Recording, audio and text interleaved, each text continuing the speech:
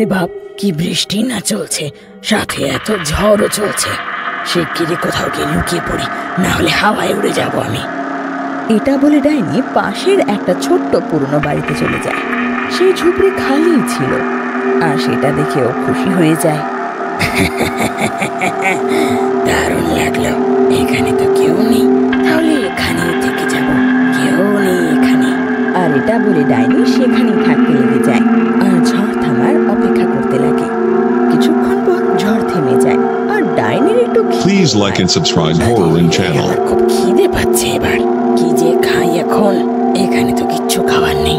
আর এখন যদি আমি মানুষ খেতে যাই, তোরা আমাকে মেরে মেরে ভাগিয়ে দেবে এখান থেকে। আর ডাইনির নজর তখনই নদীর উপর যায়, যেখানে মাছ ভাসছিল। আর মাছ দেখে ডাইনি খুশি হয়ে যায়। বাহ, এখানে তো অনেক মাছ দেখতে পাচ্ছি, এদেরকে খেয়ে আমার পেট নিশ্চয়ই ভরে যাবে। আর এটা বলে ডাইনি মাছ খেতে লাগে আর খেয়ে সেখান থেকে চলে যায়। এরপর থেকে ডাইনি যখনই খিদে পেত ও নদীতে যেত আর সব মাছ খেয়ে নিত। একদিন ডাইনি নদীর পাড়ে যায় আর সেখানে জলপরীকে দেখে খুব খুশি হয়ে যায়। বেশ দারুণ তো, মাছ ধরতে এসেছিলাম, এখানে তো স্বয়ং জলপরী দাঁড়িয়ে। জলপরী ডাইনিকে দেখে ভয় পেয়ে যায় আর বলে, ডাইনি, আমাকে মেরো না, আমাকে যেতে দাও। আমি বৃষ্টির জন্য এখানে বয়ে চলে এসেছি। জলপরী দেশের লোকেরা হয়তো আমাকে খুঁজছে ভীষণ, খুব চিন্তায় থাকবে আমার মা বাবারা। জলপরীর কথা শুনে ডাইনি বলে, তোর আরো সাথী আছে, একটা কাজ করি তাহলে, ওদেরকেও আসতে দেই, তারপর তোদের সবাইকে একসাথে মিলে মারবো। আর এটা বলে ডাইনি জলপরীকে ঝোঁকেতে আটকে রাখে। নদীতে জলপরীর সোনা আর নীল জলপরীর অদৃশ্য চলে গেল। সেদিনকে কতবার করে বললাম ঝড় বৃষ্টিতে বাইরে যাস না, কিন্তু কথাই শুনলো না। এখন দেখো কোথায় গেল। হ্যাঁ রে, একদম ঠিক বলছিস তুই। রোমাকে ছাড়া তো ভালোই লাগছে না আমাদের। আমি কি বলি, চল ওকে একবার আমরা মিলে খুঁজতে যাই। তারপর মোনা আর সোনা রোমাকে খুঁজতে নদীতে বেরিয়ে পড়ে। অনেক দিন ধরে খোঁজার পরও ওরা রোমাকে খুঁজে পায় না। একদিন দুজনে নদীর পাড়ে বসে থাকে, তো হঠাৎ ডাইনি দেখতে পায়। আরে সোনা, ওই দেখ ডাইনি, আমাদের দেখতে পেলে না ও খপ করে খেয়ে নেবে আমাদের। তো দুজনে লুকিয়ে পড়ে। ডাইনি নদীতে যায় মাছ ধরে ঘরে চলে যায়। ওদিকে ওদের নজর একটা মাছের উপর যায়। সোনা তখন সেই মাছের কাছে যায় আর বলে, আচ্ছা মাছরানী, তুমি কি এই নদীতে কোনো জলপরী দেখেছো যে খুব সুন্দর দেখতে? তখন সেই মাছ সোনাকে সব কথা বলে। হ্যাঁ, আমি দেখেছি। এই ডাইনিটাই তো সেই জলপরীকে ধরে রেখেছে, আর রোজ নদীতে এসে মাছ ধরে ধরে খায়। আমাদেরও খুব বিরক্ত করছে, ওকে নিয়ে চিন্তায় আছি আমরা।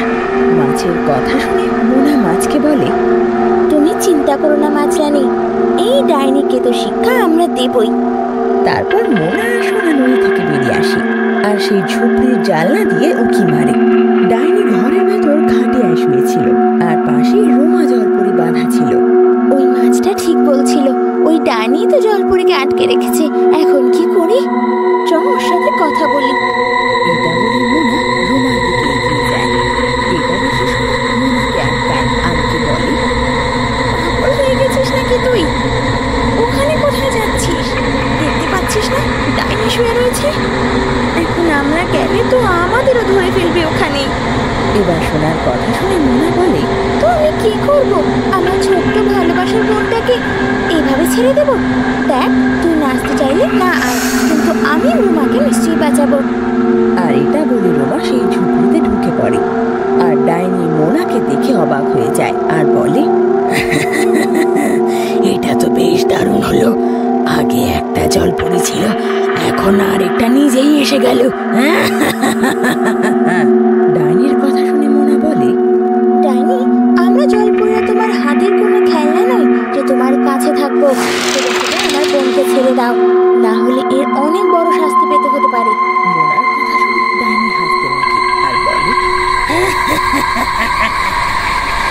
বেশ লাগলো যে তোর কথা শুনে। দেখ চল, তোর বান্ধবী হতে আমি ছাড়বো না। আমি দেখতে চাই যে তুই কি করতে পারিস। জলপরি একটা আগুনের গোলা বাজে ডাইনির দিকে ছুড়ে দেয়, কিন্তু তার ওপর কোনো প্রভাব পড়ে না। তো ডাইনি হাসতে হাসতে বলে,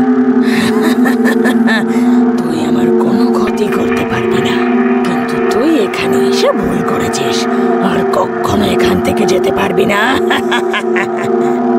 এটা বলে ডাইনি মোনাকেও জাদু বলে অজ্ঞান করে বন্দি বানিয়ে নেয়। আর মোনার যখন জ্ঞান ফেরে, ও রুমার কাছে নিজেকে বাঁধা অবস্থায় পায়। তখন রুমা মোনাকে বলে, কি রে, তুই এখানে কেন এলি? তোর এখানে আসা উচিত হয়নি।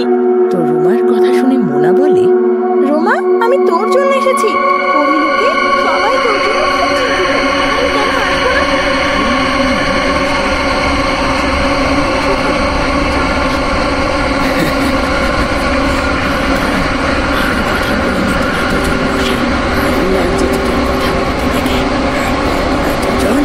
আমার পেটে গিয়ে কথা বলবি। ডাইনির এই কথা শুনে মোনা বলে, এটা কখনো হবে না তোমার সাথে। আমার যে বন্ধুটা বাইরে রয়ে গিয়েছিল, সে এতক্ষণে পরিলোকে চলে গেছে। আমাদের রানী তোকে ছাড়বে না। হ্যাঁ, রেগে গিয়ে ডাইনি মোনাকে জোরে থাপ্পড় মারে। আর থাপ্পড় খেতেই মোনা অজ্ঞান হয়ে যায়, আর ডাইনি সেখান থেকে চলে যায়। ওদিকে সোনা নদীতে লাফ দিয়ে পরিলোকের যাত্রা করে। আমাকে তাড়াতাড়ি গিয়ে পরিলোকে মোনা আর রোমার ব্যাপারে সবকিছু জানাতে হবে, না হলে সেই ডাইনি ওদের দুজনকে মেরে ফেলবে। সোনা তারপর পরিলোকে গিয়ে সেখানকার মহারানী স্বর্ণলতাকে সব জানায়। মহারানী, মহারানী, পৃথিবীতে থাকা একটা ডাইনি মোনা আর রোমাকে পৃথিবীলোকে আটকে রেখেছে আর ওদের মেরে খেতে চায়। আপনি কিছু একটা করুন। সোনার কথা শুনে স্বর্ণলতা হাসতে হাসতে বলে, ডাইনি এত ক্ষমতা! নিয়ে চলো, আমি দেখছি। আমি দেখি যে কোন ডাইনি এত শক্তিশালী। তারপর রানী আর সোনা ডাইনির ঘরে যায়। আর রাস্তায় যেতে যেতে সোনা রানীকে সব কিছু জানায়। যে সোনা আর রানী জল থেকে বেরোয় সামনে ডাইনিকে দেখতে পায়। এসো রানী, এসো, তোমারই অপেক্ষা করছিলাম আমি।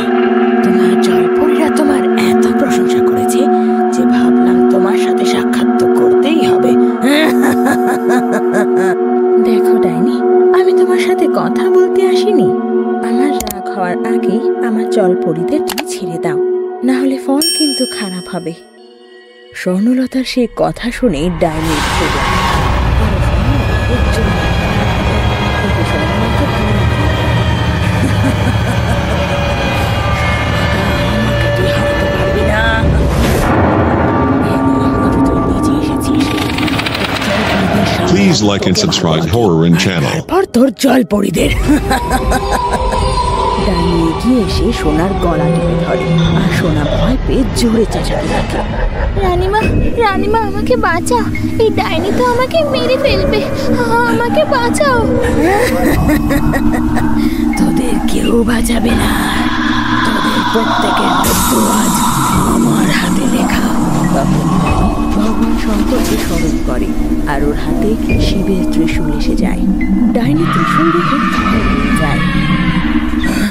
এটা তো শঙ্কর ভগবানের ত্রিশূল। আমাকে যেতে দাও, আমাকে মেরো না, মেরো না আমায়। আমি জানি ডাইনি, তুই আমাদের জলপরীদের খুব কষ্ট দিয়েছিস।